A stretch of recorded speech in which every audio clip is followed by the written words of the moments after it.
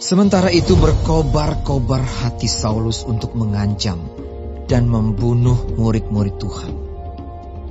Ia menghadap imam besar dan meminta surat kuasa daripadanya untuk dibawa kepada majelis Yahudi di Damsyik, supaya jika ia menemukan laki-laki atau perempuan yang mengikuti jalan Tuhan, ia menangkap mereka dan membawa mereka ke Yerusalem. Dalam perjalanannya ke Damsyik, ketika ia sudah dekat kota itu, tiba-tiba cahaya memancar dari langit mengelilingi dia. Ia rebah ke tanah, dan kedengaranlah olehnya suatu suara yang berkata kepadanya, Saulus, Saulus, mengapakah engkau menganiaya aku? Jawab Saulus, Siapakah engkau, Tuhan? Katanya, Akulah Yesus yang kau aniaya itu. Tetapi bangunlah dan pergilah ke dalam kota. Di sana akan dikatakan kepadamu apa yang harus kau perbuat. Maka termangu-mangulah teman-temannya seperjalanan, karena mereka memang mendengar suara itu, tetapi tidak melihat seorang juga pun. Saulus bangun dan berdiri, lalu membuka matanya, tetapi ia tidak dapat melihat apa-apa. Mereka harus menuntun dia masuk ke Damsyik. 3 hari lamanya ia tidak dapat melihat, dan 3 hari lamanya ia tidak makan dan minum. Di Damsyik ada seorang murid Tuhan bernama Ananias. Firman Tuhan kepadanya dalam suatu penglihatan. Ananias, Jawabnya, Ini aku, Tuhan. Firman Tuhan, mari, pergilah ke jalan yang bernama Jalan Lurus, dan carilah di rumah Yudas, seorang dari Tarsus yang bernama Saulus. Ia sekarang berdoa, dan dalam suatu penglihatan, ia melihat bahwa seorang yang bernama Ananias masuk ke dalam dan menumpangkan tangannya ke atasnya, supaya ia dapat melihat lagi. Jawab Ananias, Tuhan, dari banyak orang telah kudengar tentang orang itu. Betapa banyaknya kejahatan yang dilakukannya terhadap orang-orang kudus-Mu di Yerusalem. Dan ia datang kemari dengan kuasa penuh dari imam-imam kepala untuk menangkap semua orang yang memanggil nama-Mu. tetapi firman Tuhan kepadanya, Pergilah, sebab orang ini adalah alat pilihan bagiku, untuk memberitakan namaku kepada bangsa-bangsa lain, serta raja-raja dan orang-orang Israel. Aku sendiri akan menunjukkan kepadanya betapa banyak penderitaan yang harus ia tanggung oleh karena namaku. Lalu pergilah Ananias ke situ dan masuk ke rumah itu. Ia menumpangkan tangannya ke atas Saulus.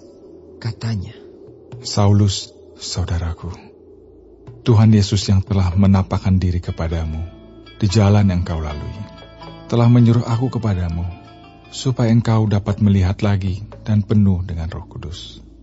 dan seketika itu juga, seolah-olah selaput gugur dari matanya, sehingga ia dapat melihat lagi. Ia bangun, lalu dibaptis.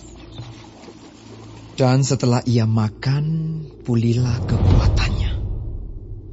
Saulus tinggal beberapa hari bersama-sama dengan murid-murid di Damsyik. Ketika itu juga ia memberitakan Yesus di rumah-rumah ibadat dan mengatakan bahwa Yesus adalah Anak Allah. Semua orang yang mendengar hal itu heran dan berkata, Bukankah dia ini yang di Yerusalem mau membinasakan barang siapa yang memanggil nama Yesus ini? Dan bukankah ia datang ke sini dengan maksud untuk menangkap dan membawa mereka ke hadapan imam-imam kepala? Akan tetapi Saulus semakin besar pengaruhnya dan ia membingungkan orang-orang Yahudi yang tinggal di Damsyik, karena ia membuktikan bahwa Yesus adalah Mesias. Beberapa hari kemudian, orang Yahudi merundingkan suatu rencana untuk membunuh Saulus. Tetapi maksud jahat itu diketahui oleh Saulus. Siang malam, orang-orang Yahudi mengawal semua pintu gerbang kota supaya dapat membunuh dia. Sungguh pun demikian, pada suatu malam, murid-muridnya mengambilnya dan menurunkannya dari atas tembok kota dalam sebuah keranjang. Setibanya di Yerusalem, Saulus mencoba menggabungkan diri kepada murid-murid. Tetapi semuanya takut kepadanya, karena mereka tidak dapat percaya bahwa ia juga seorang murid.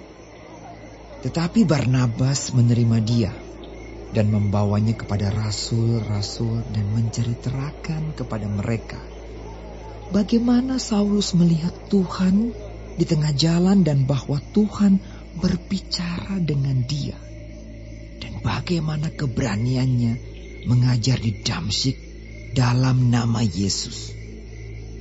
Dan Saulus tetap bersama-sama dengan mereka di Yerusalem dan dengan keberanian mengajar dalam nama Tuhan. Ia juga berbicara dan bersoal jawab dengan orang-orang Yahudi yang berbahasa Yunani, tetapi mereka itu berusaha membunuh dia. Akan tetapi setelah hal itu diketahui oleh saudara-saudara anggota jemaat, mereka membawa dia ke Kaisarea dan dari situ membantu dia ke Tarsus. Selama beberapa waktu, jemaat di seluruh Yudea, Galilea, dan Samaria berada dalam keadaan damai. Jemaat itu dibangun dan hidup dalam takut akan Tuhan. Jumlahnya makin bertambah besar oleh pertolongan dan penghiburan Roh Kudus. Pada waktu itu Petrus berjalan keliling, mengadakan kunjungan kemana-mana. Dalam perjalanan itu ia singgah juga kepada orang-orang kudus yang di Lida. Di situ didapatinya seorang bernama Eneas, yang telah 8 tahun terbaring di tempat tidur karena lumpuh. Kata Petrus kepadanya, Eneas, Yesus Kristus menyembuhkan engkau. Bangunlah dan bereskanlah tempat tidurmu. Seketika itu juga bangunlah orang itu. Semua penduduk Lida dan Saron melihat dia, lalu mereka berbalik kepada Tuhan. Di Yope ada seorang murid perempuan bernama Tabita. Dalam bahasa Yunani, Dorcas. Perempuan itu banyak sekali berbuat baik dan memberi sedekah. Tetapi pada waktu itu ia sakit lalu meninggal. Dan setelah dimandikan, mayatnya dibaringkan di ruang atas. Lida dekat dengan Yope. Ketika murid-murid mendengar bahwa Petrus ada di Lida, mereka menyuruh 2 orang kepadanya dengan permintaan, segeralah datang ke tempat kami. Maka berkemaslah Petrus dan berangkat bersama-sama dengan mereka. Setelah sampai di sana, ia dibawa ke ruang atas dan semua janda datang berdiri dekatnya.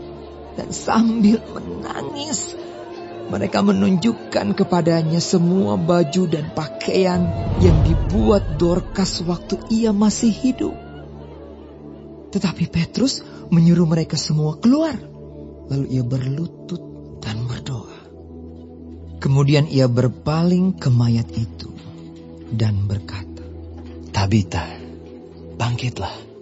Lalu Tabita membuka matanya dan ketika melihat Petrus, ia bangun lalu duduk. Petrus memegang tangannya dan membantu dia berdiri. Kemudian ia memanggil orang-orang kudus beserta janda-janda, lalu menunjukkan kepada mereka bahwa perempuan itu hidup. Peristiwa itu tersiar di seluruh Yope dan banyak orang menjadi percaya kepada Tuhan. Kemudian daripada itu Petrus tinggal beberapa hari di Yope, di rumah seorang yang bernama Simon, seorang penyamak kulit.